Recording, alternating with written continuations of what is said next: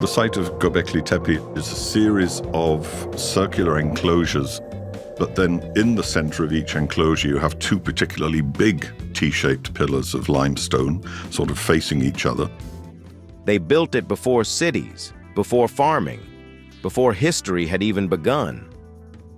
In 2023, artificial intelligence analyzed hundreds of thousands of archaeological data points from southeastern Turkey and uncovered patterns that shouldn't exist. Organized labor, standardized symbols, advanced engineering spread across an entire region.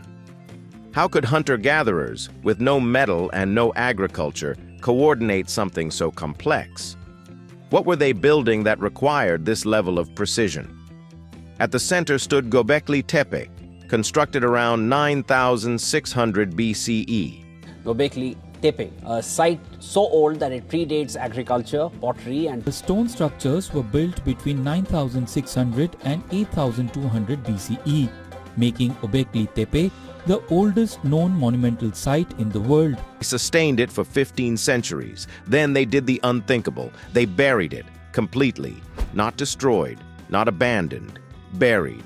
The evidence is undeniable. The only question left is why. Stone before cities begin with the stone itself, because that is where the impossibility starts. Göbekli Tepe sits on a limestone ridge overlooking the Harran Plain in what is now Turkey's Şanlıurfa province. When German archaeologist Klaus Schmidt first surveyed the site in 1994, he recognized within minutes that the mound was not natural. American researchers had dismissed the location in the 1960s, mistaking the worked flint scattered across the surface for debris from a medieval cemetery. Schmidt saw what they missed. The flint was Neolithic, and the hill beneath his feet was not a hill at all. It was architecture.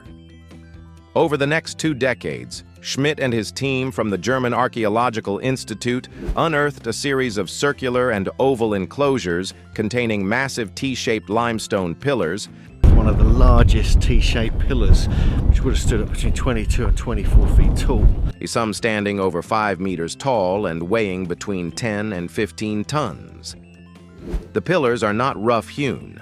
They are shaped with deliberate proportions, narrow at the top, broader at the base, with flat front surfaces that bear intricate relief carvings of animals: foxes, wild boar, cranes, snakes, scorpions, vultures, aurochs. The carvings are not scratched into the surface. They are undercut reliefs, meaning the background stone was carefully chipped away to make the figures stand proud of the pillar face. This is a technique that requires planning, patience, and a sophisticated understanding of the material. Some of the pillars also bear carved arms and hands folded across what appears to be an abdomen, suggesting the T-shapes represent stylized humanoid figures, beings, ancestors, something in between. And the radiocarbon dates place the earliest construction layers, known as Layer 3, at approximately 9,600 to 8,800 BCE.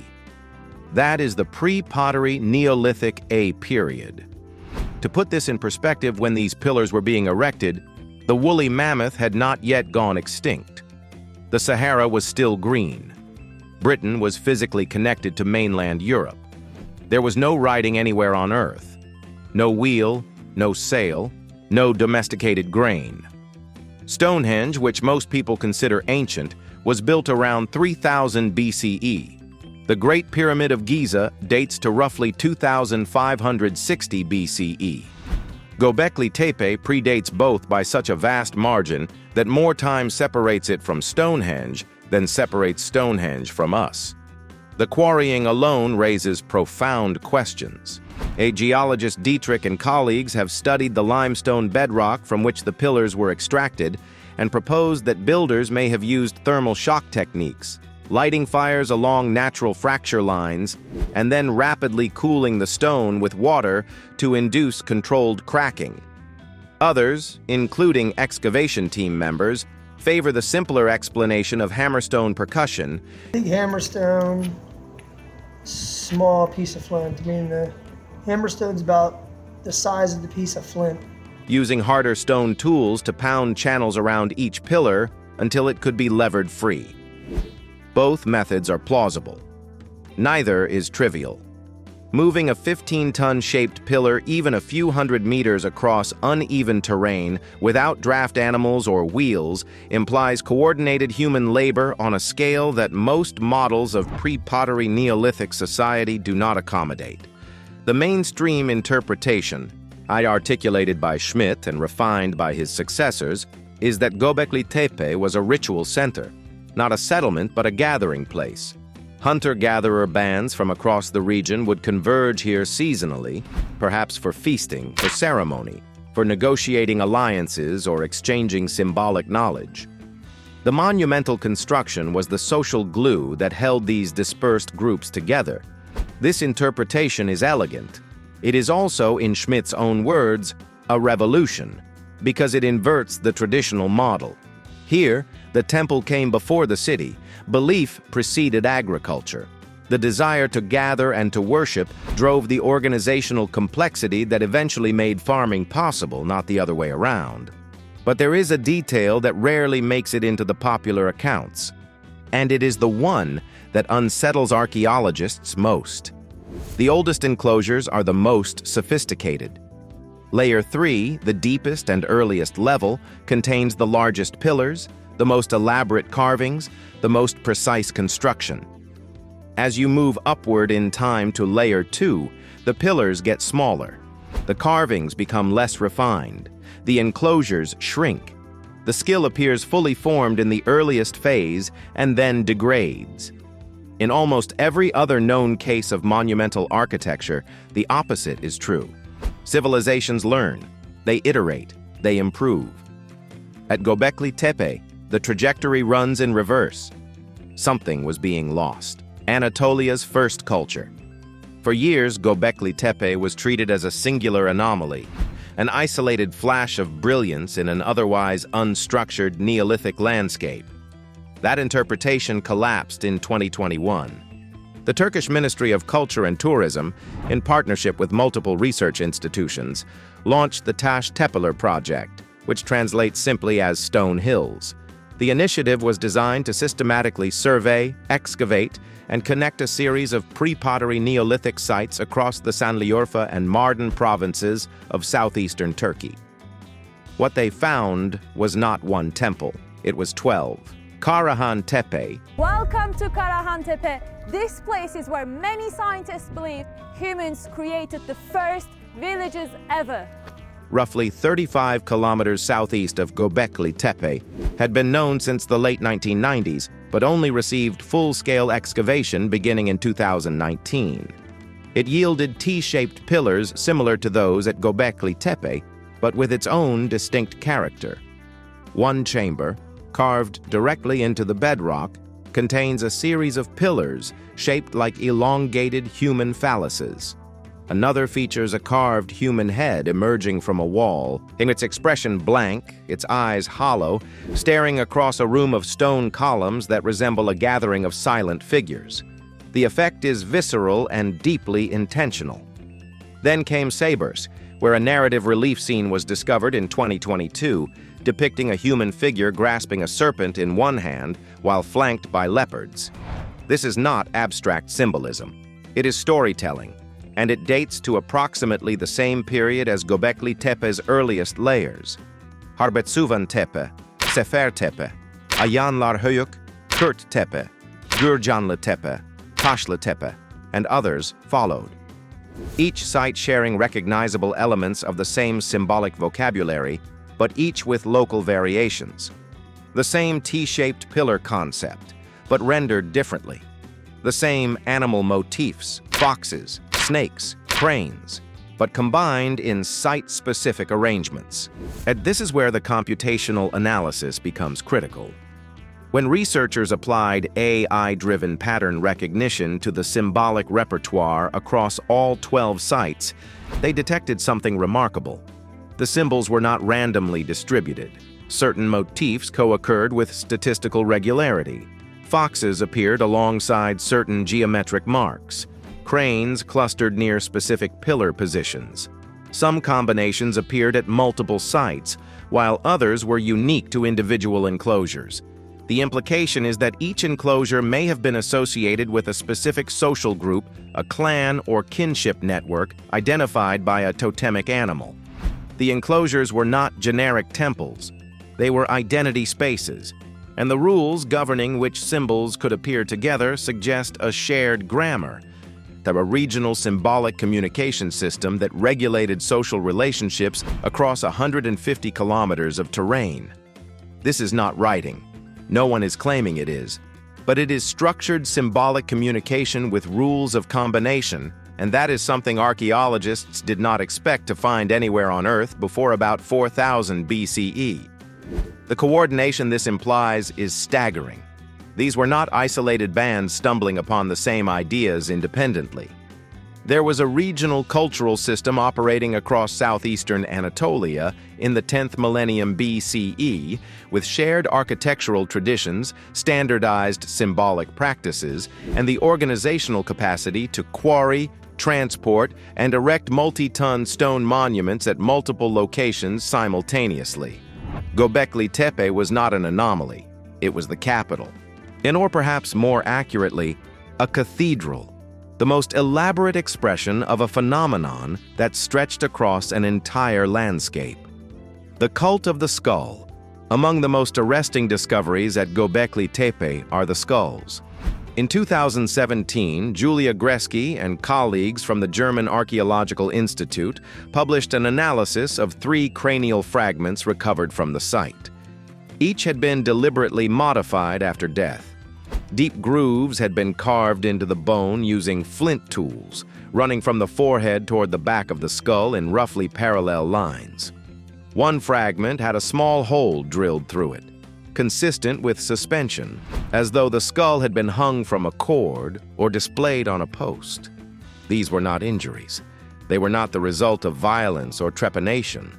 They were careful and intentional modifications performed on skulls that had already been defleshed, probably months or years after death.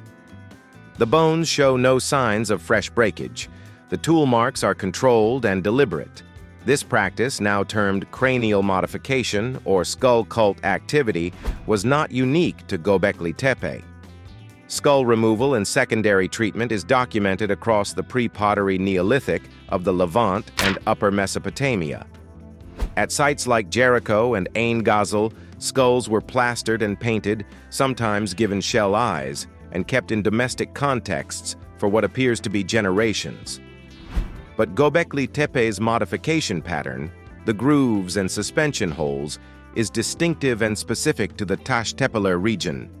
The site also shows a marked overrepresentation of cranial material relative to other skeletal elements. You find skulls and skull fragments, but far fewer long bones, vertebrae, or ribs. This selective deposition suggests that skulls were specifically chosen, curated, and brought to the site, while the rest of the body was treated differently, perhaps buried elsewhere or left exposed for excarnation. Evidence of defleshing, the careful removal of soft tissue from bone, appears on multiple specimens. Cut marks from stone tools are visible under magnification, and their orientation is consistent with deliberate cleaning rather than butchery. Some researchers have linked this to excarnation practices, possibly depicted in the site's own artwork.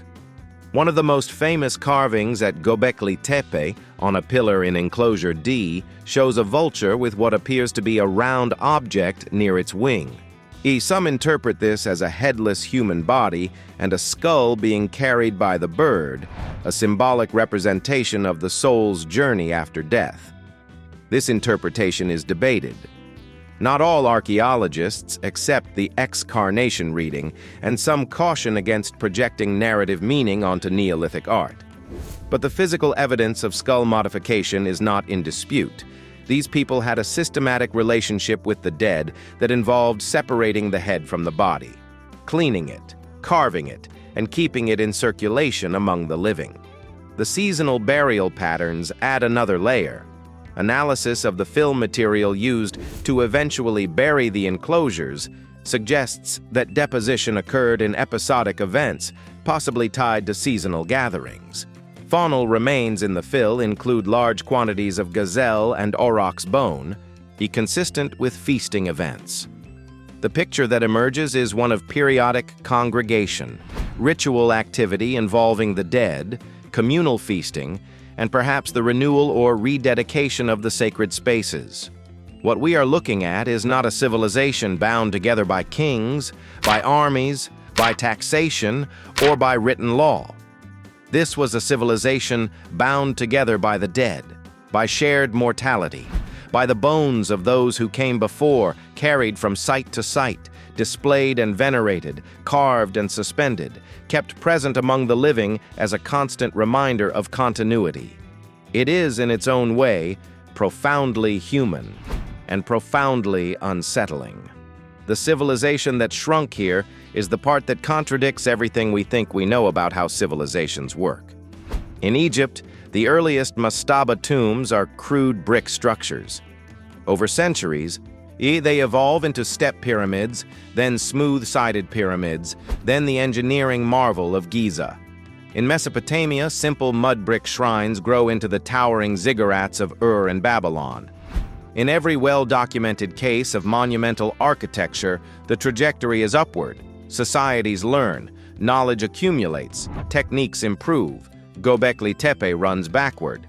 Layer 3, the oldest phase, contains the largest enclosures, the tallest pillars, and the most intricate carvings. The famous Enclosure D, with its elaborate vulture and scorpion reliefs, belongs to this earliest period. The pillars here are carefully finished, their surfaces smoothed, their proportions consistent, their animal figures rendered with anatomical attention and artistic confidence. Layer 2, which dates to roughly 8,800 to 8,000 BCE, tells a different story. The enclosures are smaller. The pillars are shorter, some barely 2 meters tall compared to the 5-meter giants of the earlier phase. The carvings are simpler, less detailed, sometimes absent entirely. The architectural ambition has contracted. When computational analysis is applied to the symbolic patterns across both layers, the statistical rules governing symbol co-occurrence weaken over time. The grammar loosens. Motifs that once followed strict combinatorial patterns begin appearing in less regulated arrangements. It is as though a language is being forgotten, not all at once, but gradually, generation by generation, as the people who understood its rules most deeply died without fully transmitting their knowledge. This is not what the textbooks predict, and it aligns with a hypothesis that has gained traction in recent years among researchers working on the Neolithic transition. The shift from hunting and gathering to agriculture, which began in precisely this region of southeastern Turkey and the northern Fertile Crescent around 9000 BCE, may not have been the unambiguous leap forward it is usually portrayed as. The early adoption of farming brought profound social disruption. Populations that had been mobile became sedentary.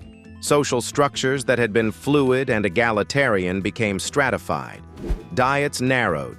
Disease increased. Skeletal evidence from early farming communities across the Near East shows declining health, increased dental pathology, reduced stature, and signs of nutritional stress compared to their hunter-gatherer predecessors.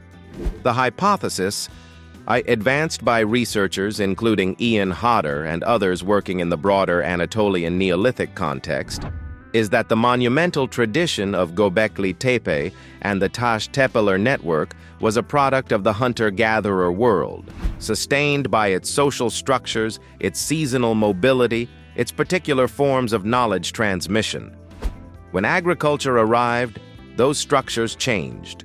The specialists who had organized the quarrying, who had trained the carvers, who had maintained the symbolic grammar, were absorbed into a new economic system that did not require or support their skills. Knowledge is diluted, traditions simplified, the monuments shrank. Ancient DNA research has added a remarkable coda to this story. Genetic studies published between 2016 and 2023 have demonstrated that populations from Upper Mesopotamia and southeastern Anatolia, the very region of the Tash Tepellar sites, contributed significantly to the gene pool of the Neolithic farmers who later migrated westward into Europe. The people who built Gobekli Tepe are, in a very real genetic sense, ancestral to the populations that would eventually become the first farmers of Greece, the Balkans, and Central Europe. They did not vanish. They transformed. Their descendants carried fragments of their culture, diluted and reshaped across a continent. But the monumental tradition itself, the great enclosures, the carved pillars, the skull rituals, the symbolic grammar, all of it contracted and eventually ceased. Well, what was lost in that transition is something we are only now beginning to measure. The burial and the message. Around 8000 BCE, someone gave the order, or perhaps no single person did. Technical skill and manpower needed to move and erect these stones is just astonishing. Perhaps it was a collective decision, made over years or decades, enacted in stages. But the outcome is unmistakable. Gobekli Tepe was buried, not abandoned, not left to decay under the slow erosion of wind and rain. Buried, actively, deliberately, methodically filled with a mixture of limestone rubble, flint tools, animal bones, and sediment. Each enclosure was packed from floor to capstone. The fill material was not random debris. It included worked stone, fragments of sculpture, and the faunal remains of large-scale feasting events, as if the burial itself was accompanied by ceremony. This is one of the most extraordinary acts in the archaeological record. Monumental sites are routinely abandoned. They fall into disuse. They are destroyed by conquerors or cannibalized for building material by later populations. But deliberate, careful burial of a functioning ritual complex by the people who built it is almost without parallel. Why? The honest answer is that we do not know. But several interpretations have been proposed, and each reveals something about how we project our own assumptions onto the deep past. The most widely discussed speculative interpretation centers on Pillar 43, the so-called vulture stone, located in Enclosure D. This pillar is densely carved with animal figures, including a vulture, a scorpion, and several other creatures arranged around a central disc. The pillars of Göbekli Tepe are undoubtedly best known for their animal carvings, with the limestone reliefs featuring everything from lions, boars, foxes, donkeys. There's no hybrids. Every single one is an animal that actually exists. In 2017, the engineers Martin Sweatman and Dimitrios Tsikritsis published a controversial paper arguing that the animals on Pillar 43 correspond to stellar constellations and that the arrangement encodes a specific date, approximately 10,950 BCE, which falls within the Younger Dryas period, a sudden and severe climatic cooling event that lasted from roughly 12,900 to 11,700 BCE. Sweatman and Tsikritsis proposed that the builders of Gobekli Tepe were recording a catastrophic event, possibly a comet impact associated with the Younger Dryas onset, and that the site itself was built as a memorial or warning. This interpretation has been enthusiastically adopted by alternative history commentators and has become one of the most viewed narratives about Gobekli Tepe online. It has also been firmly challenged by the archaeological establishment. Jens Notroff and colleagues at the German Archaeological Institute, who lead the ongoing excavation, have published detailed rebuttals. They argue that the identification of specific constellations on Pillar 43 relies on selective pattern matching, that the dating methodology is circular, and that the carved animals are better understood within the established symbolic vocabulary of the Tash Tepellar tradition rather than as an astronomical map. The Younger Dryas ended more than 1,000 years before the earliest construction phase at Gobekli Tepe. The temporal gap alone, they note, makes a direct commemorative link problematic. The mainstream interpretation is more restrained, but no less fascinating. The burial may represent a ritually prescribed ending, a closing ceremony for a sacred space whose time had passed. Many cultures, I, from prehistoric Malta to the indigenous Americas, have traditions of deliberately sealing or decommissioning sacred sites. The burial of Gobekli Tepe may simply reflect the conclusion of a ritual cycle, carried out with the same care and communal effort that characterized its construction. But even this sober reading leaves an extraordinary residue, because whatever their reasons, the act of burial preserved the site in a way that open-air abandonment never could have. The fill protected the pillars from weathering, from erosion, from the agricultural plowing that has destroyed countless Neolithic sites across the Near East. When Klaus Schmidt's team began excavating in 1995, they found pillars in conditions that astonished conservators. Carvings that had been underground for 10,000 years were still sharp enough to photograph in detail. And here is what makes this story far from over. Only approximately 5 to 10% of Gobekli Tepe has been excavated. Ground-penetrating radar surveys conducted in recent years have revealed extensive anomalies beneath the surface, structures, voids, and formations that have never been opened. Across the broader Tash Tepellar network, several sites remain in the earliest stages of investigation. There are enclosures that have been detected but not entered, sealed chambers that have been mapped but not breached. We are, quite literally, standing on the surface of a buried civilization. And for the first time in history, we possess tools, computational pattern recognition, machine learning, satellite archaeology, advanced materials analysis that might be capable of reading what is there without destroying it in the process. Suggesting that Göbekli Tepe might be evidence of something much larger, a glimpse into a lost advanced civilization. The question is no longer whether there is more to find. The question is what it will mean when we find it. There is a temptation, when standing before something this ancient and this precise, to reach for myths, lost continents, vanished super-civilizations, visitors from the sky. But the truth is more unsettling than fantasy. The builders of Gobekli Tepe were not aliens or inheritors of Atlantis.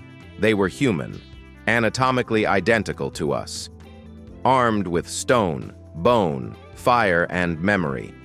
And with those tools, they built something that endured for 12 millennia, then watched their own knowledge dissolve as the world shifted toward agriculture and permanence.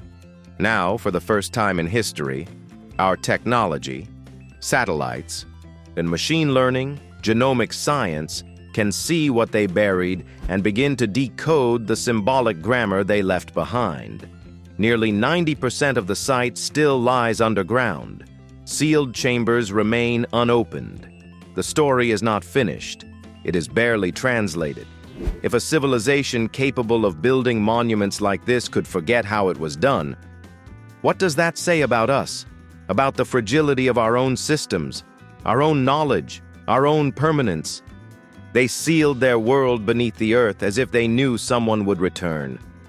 The question is, when we finally uncover the rest of it, will we recognize what we're looking at?